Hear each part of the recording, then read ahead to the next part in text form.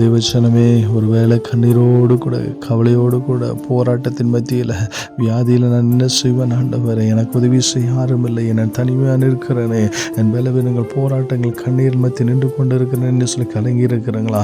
ஆண்டவர் உங்களோடு கூட இருக்கிறார். சர்வ வல்லமுள்ள தேவனாய் கர்த்தர் உங்களோடு கூட இருக்கிறார். அவர் தேற்றுகிற தேவனாய் இருக்கிறார். நீங்கள் ஏன் கலங்குகிறீங்க? நீ ஏன் கண்ணீர் வடிக்கிற? நீ ஏன் புலம்பிக் கொண்டு இருக்கிறீங்க?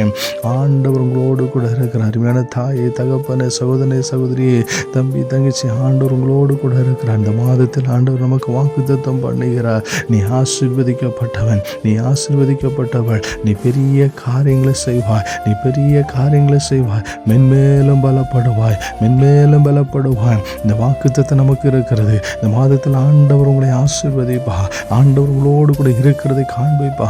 விசுவாசிங்கள், தேவனுடைய மகிமை வெளிப்படும். இந்த மாதத்தில் ஆண்டவர் உங்களுக்காக யாவற்றை செய்து முடிப்பார். அவருடைய மகிமையை நீங்க காண்புங்க. விசுவாசத்தோடு கூட நீங்க அறிக்கை பண்ணுங்க. ஆண்டவர் பெரிய காரியங்களை செய்வார். ஆமென். ஹல்லேலூயா.